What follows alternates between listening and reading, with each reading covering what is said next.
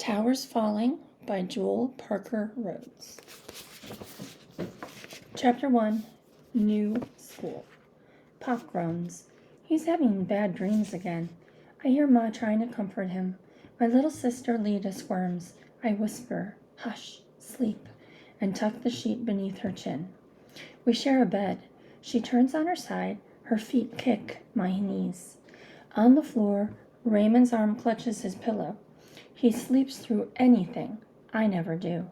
Even when we weren't living in one room, I heard Pop's nightmare groans. Heard him and Ma arguing about money. Arguing he needed to get a job. Pop didn't get a job. Ma's waitress job barely covers food. We ended up here. Avalon Family Residence. It sounds nice, but it's not. Peeling paint, cockroaches, and no water, refrigerator, or stove in our tiny room. We're squeezed together like rats. 5 people in a room instead of 1 or 2. No sense complaining, Mom says, but it makes me want to burst, hit, or break something. I'm the oldest. I've got to be responsible, and I hate it. I've got to get Raymond and Lita ready for daycare and watch them afterward. Pop doesn't do anything. After his bad dreams, he stands on the street corner. He doesn't talk with out-of-work men. He freezes like no one else exists. When his head aches fierce, he has to lie down. Nobody's even allowed to whisper or move.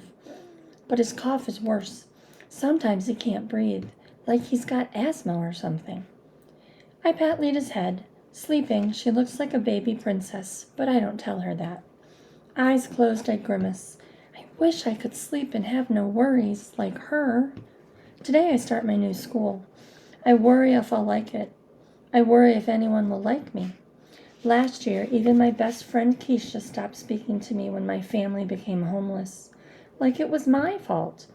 Like I was going to give her germs or something. Like my family and me were trash. Ma shakes me. She thinks I'm asleep. In the shelter, even when I'm awake, I sometimes keep my eyes closed. What I see makes me angry. Sad-looking people. Nice, but sad. Some creepy people, too. Homeless shelters have their own kind of gangs. I'm used to gangs. Places we lived always had gangs. But shelter gangs aren't about guns and drugs. They're about roaming, stealing, and keeping an eye out for what can be taken. I'm not used to eating with thieves in a gross cafeteria, or passing them in narrow hallways where they try to jump you, steal your shoes or money. I walk the halls with fists ready. Deja, Mom says softly. Here. A pink ribbon sways like a snake above my face. Ma knows I don't like pink, but she must have found the ribbon or bought it cheap. Thanks. You get ready now. I'll take Ray and Lita to the daycare. You'll be late for work. Better than you being late for your first day of school. She doesn't smile. I don't remember the last time Ma smiled. She's always tired, with dark smudges beneath her eyes. Thanks, Ma. Her boss will yell at her. Even if she's just 10 minutes late, he'll pay her an hour less. Worse, I'm not sure I want to go to school. School doesn't help with real life.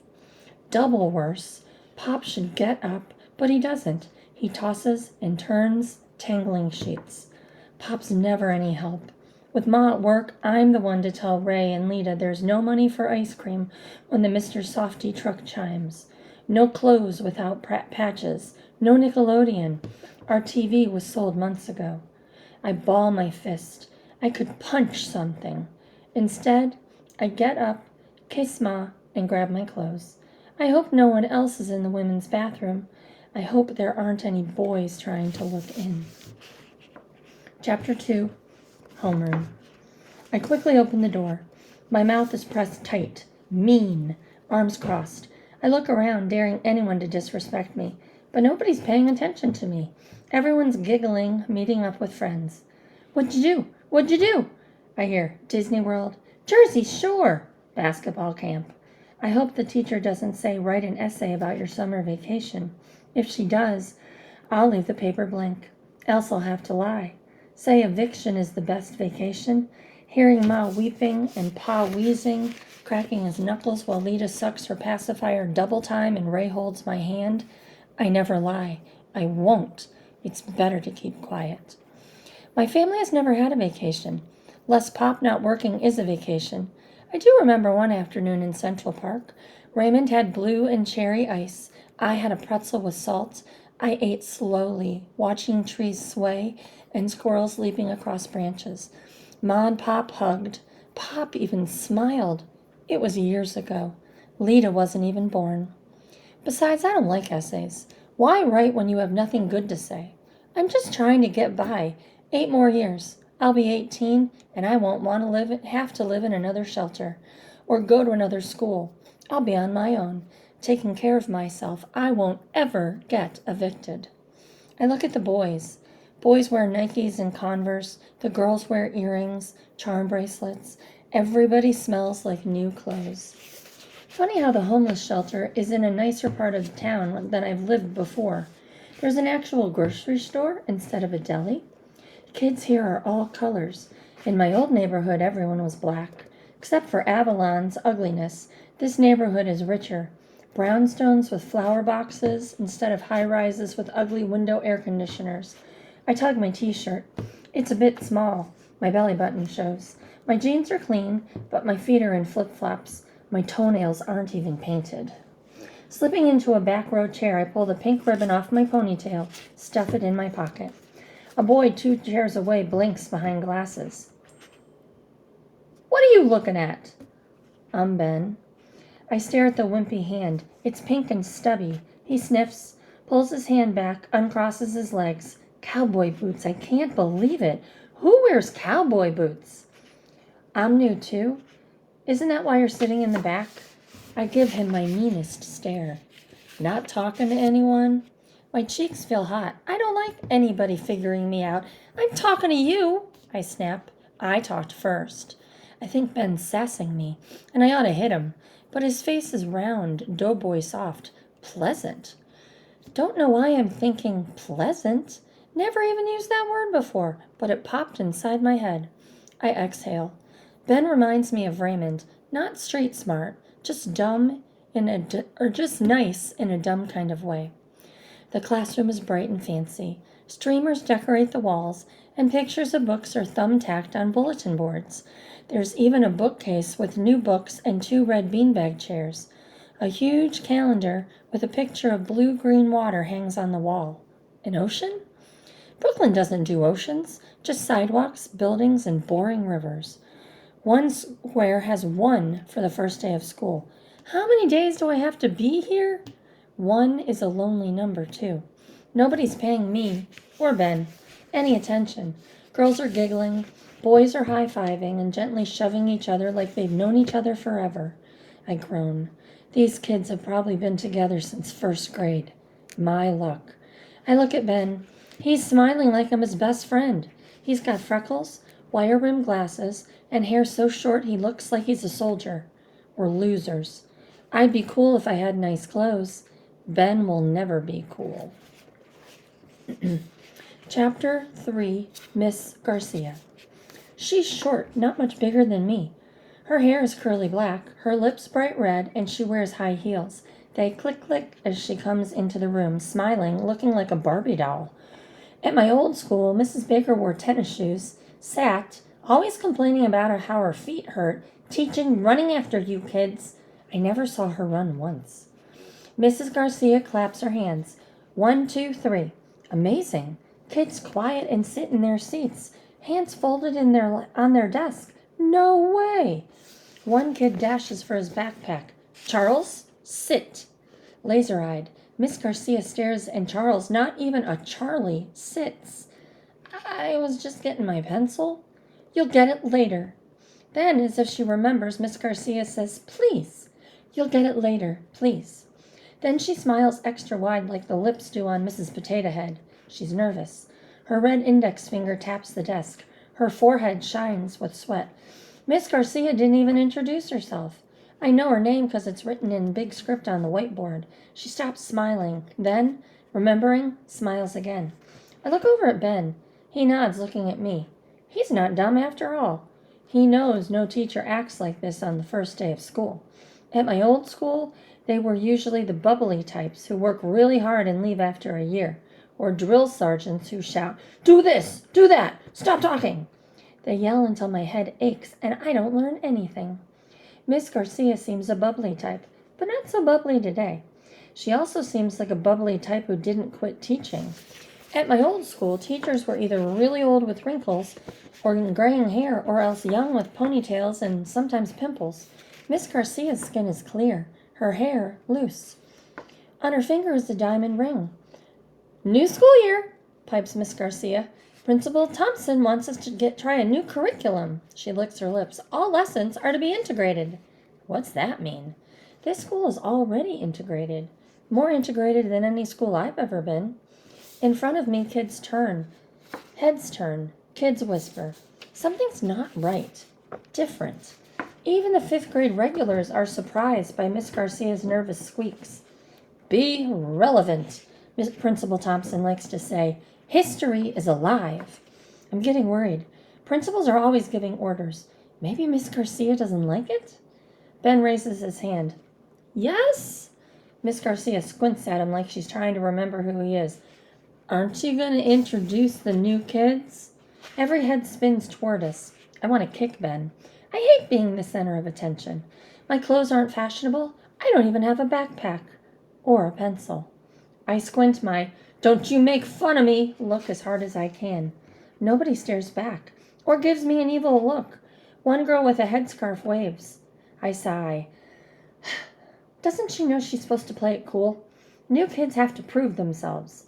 "My name is Benjamin Rubin III. Call me Ben." Voices murmur, gurgle, shout. "Hi, Ben." "This here is." Palm open, Ben waves toward me. I'm supposed to speak. I don't want to speak. But if I don't speak, they might think I'm afraid. "Deja." "Just Deja," I say. "The original, one and only." I don't say my last name, because in my old neighborhood, folks knew the Barneses were really poor. Saw boxes of our clothes. Ma's trunk, her hope chest, as she calls it, broken in the street. Saw Lita hanging on to her raggedy baby doll. Raymond crying.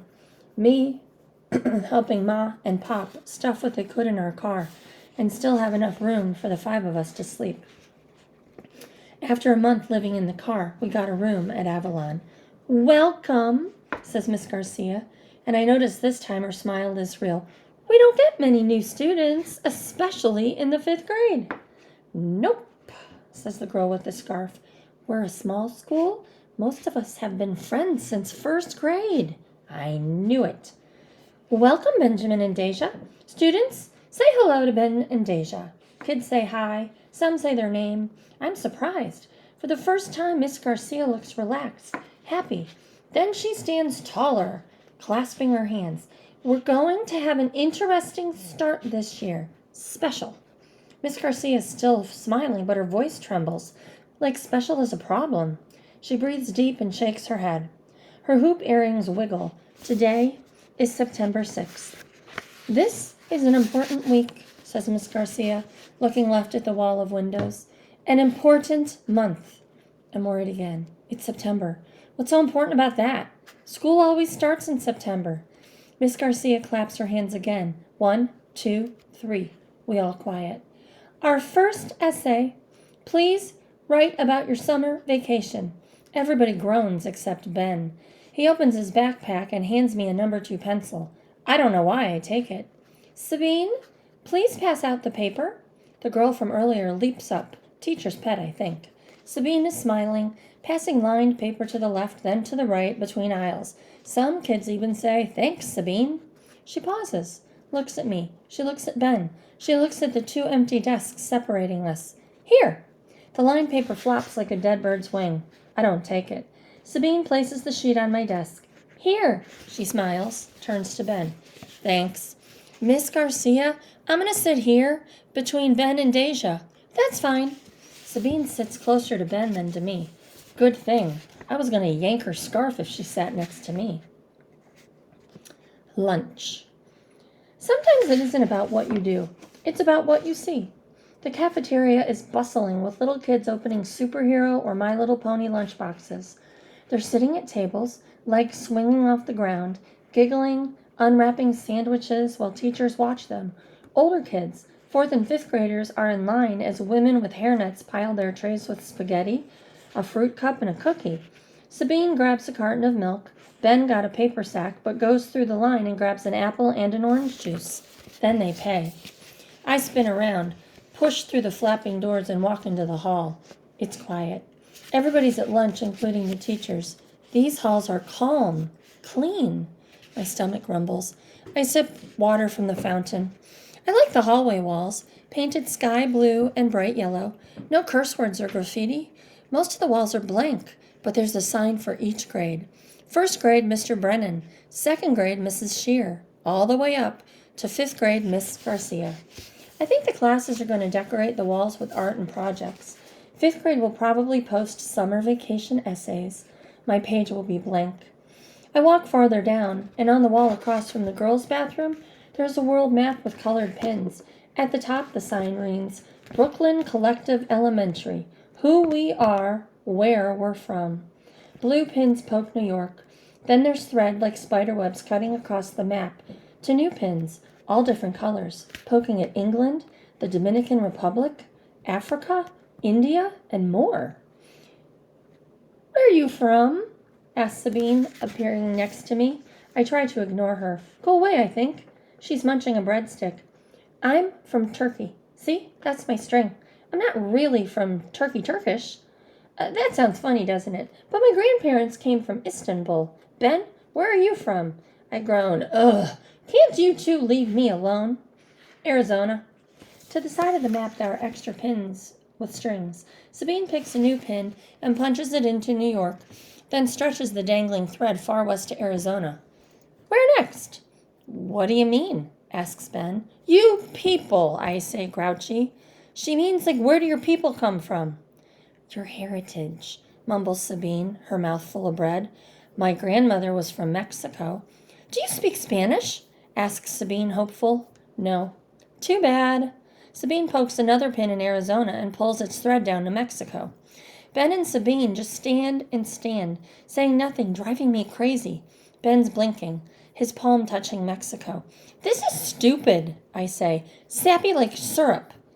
Better than sour, quips Sabine. Deja, I bet you're from Africa. No, I'm from Brooklyn. Muntu is from Africa, says Sabine. Nigeria, I think. He's in fourth grade. I meant long ago, murmurs Ben. You mean slavery? How come every white person sees a black person and thinks slavery? You're African American, aren't you? Yes. But I'm Jamaican too. My ma is from Jamaica. Ooh, says Sabine. We don't have Jamaica. Let's stick an orange pin. There. Ben holds out a sandwich. Tuna? He says, not looking at me, just studying the map. I lick my lips. I didn't have breakfast. You can have my cookie, says Sabine, pulling it from her pocket. Chocolate chip. Ma says I'm not supposed to take anything from anybody, but I don't think Ben and Sabine count. They're kids. Nobodies. I bite the sandwich, tasting sweet pickle in the tuna. Immigration, Ben murmurs. Fourth grade. America is a land of immigrants, our book said. I scowl at know-it-all Ben. Some were forced.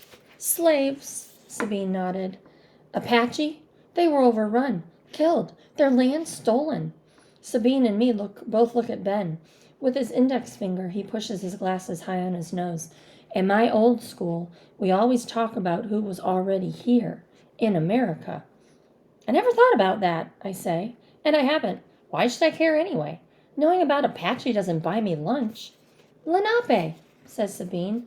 Third grade, we did a study unit. Lenape first settled what we call New York. Any Lenape go to this school? I ask, scowling. No, says Sabine, but it seems like everyone else in the world does. I stare at the map. Pakistan, Germany, Japan. The world is so big. Kids from all over. I pluck another orange pin. Orange for me. I push it into Africa's coast and angle the thread to New York. Thanks for lunch, I say. The bell rings. Come on, says Sabine. Ben walks, his cowboy boots clacked on the linoleum. I trail behind, gobbling the rest of my sandwich. I hate Avalon family residence. I like here, walking these halls, amazed that Ben and Sabine, for no reason, decided to be my friends. And that is all for today.